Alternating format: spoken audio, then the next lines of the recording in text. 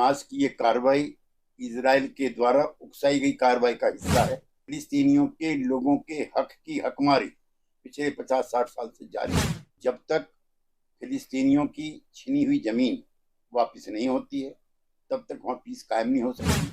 उनकी 3 पीढ़ियां तंबुओं में बसी हैं, जबकि वहां के वो मूल निवासी हैं। महात्मा गांधी ने भी कहा था कि जैसे ब्रिटेन ब्रिटिशर्स का है, फ्रांस फ्रांसीसीज का है, इस तरह से ही फिलिस्तीन फिलिस्तीनियों का है।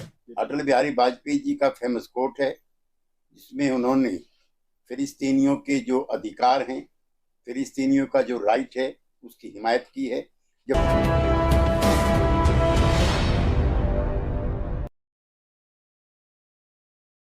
सर, जिस तरीके से फिलिस्तीन और इसराइल के दरमियान ये जंग शुरू हुई है, इसको कैसे देख रहे हैं आप? जंग कहीं भी हो और किसी की तरफ से शुरू हुई हो, इसमें जीवन की बर्बादी होती है। फिलिस्तीनी बहुत लंबे समय से इस जंग को झेल रहे हैं। उनकी सारी जमीनों पर इनका कब्जा है इजराइल का। उन्हें वहां से खदेड़ा जा रहा है। वेस्ट बैंक और थोड़े और इलाके को लेकर के गाजा पट्टी को सब पर इजराइल ने कब्जा किया हुआ है। पहले राजधानी उनकी तेल अवीव थी, अब उन्होंने यरूशलेम को अपनी राजधानी बताया है, जहां पर फेमस अलस्का मॉस्क है, जो प्रॉफिट की पहली मस्जिद है। और मुस्लिम्स को वहां पर प्रेयर करने के दौरान भी रोका जाता है, तंग किया जाता है। अब जो जंग चल रही है, मैं चाहता हूं ये बंद होनी चाहिए। जान माल का नुकसान काफी हो चुका है और यूएन को इसमें इंटरवीन करना चाहिए। सर, टेरर अटैक बताया जा रहा है। भारत सरकार ने भी कहा है कि हम इसराइल के साथ हैं, ये आतंकवादी हमला है। ने भारत 1947 से लेकर के और अब तक तटस्थ नीति अपनाता रहा है। ये भारत सरकार की विदेश नीति का डेविएशन है, हम इसको सही नहीं मानते हैं। भारत पहला मुल्क था जिसने फिलिस्तीन को रिकॉग्नाइज किया था अरब वर्ल्ड के बाद, और हमारे उनसे लंबे रिश्ते रहे हैं। महात्मा गांधी ने भी कहा था कि जैसे ब्रिटेन ब्रिटिशर्स का है, फ्रांस फ्रांसीसीज का है, इस तरह से ही फिलिस्तीन फिलिस्तीनियों का है। लिहाजा हम उसी विदेश नीति के समर्थक हैं जो इजराइल की आक्रामकता के खिलाफ। सर, अटल बिहारी वाजपेयी अपने जमाने में फिलिस्तीन का समर्थन करते हैं, प्रधानमंत्री मोदी इजराइल का समर्थन करते हैं। मतलब भाजपा के ही नेता एकजुट नहीं हो पा रहे। अटल बिहारी वाजपेयी जी का फेमस कोट है, जिसमें उन्होंने फिलिस्तीनियों के जो अधिकार हैं, फिलिस्तीनियों का जो राइट है, उसकी हिमायत की है। जब जनता पार्टी बनी थी 77 में, उसके मैनिफेस्टो में भी ये लिखा गया था। हमें अफसोस है कि जो वर्तमान हुकूमत है वो स्थापित विदेश नीति के सिद्धांतों से भटकी हुई।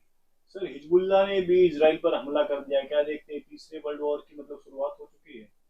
हिजबुल्ला संगठन के और हमास के और उससे पहले पीएलओ के आपसी रिश्ते कायम रहे हैं, और समय समय पर जो इजरायली लड़ाकू हैं वो हिजबुल्ला पर भी लेबनान में हमले करते रहे। सर, लेकिन नेतन्याहू कह रहे हैं कि ये जो गलती हमास ने की है, ऐसा सबक सिखाया जाएगा, दुनिया याद रखेगी।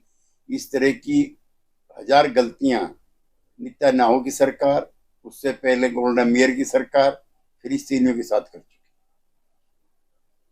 तो क्या लग रहा है कि आप इसको मतलब जिस तरीके से हमास ने ये शुरुआत की, इसको आप सही मान रहे हैं या गलत मान रहे हैं? हमास की ये कार्रवाई इजराइल के द्वारा उकसाई गई कार्रवाई का हिस्सा है, और हम किसी भी ऐसी युद्ध की कल्पना नहीं करते हैं जिसमें जान माल की हानि।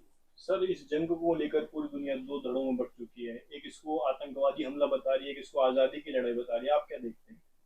फिर यूएन के 1 दर्जन रेजोल्यूशन हैं, जिसमें उन्होंने 67 में जो 6 डे वार हुई थी, उसमें जो जबरन कब्जा किया था जमीनों पर, तो यूएन का रेजोल्यूशन है वो जमीन वापस होनी चाहिए। वहां पे ट्रंप सिटी नाम से शहर बसाए जा रहे हैं।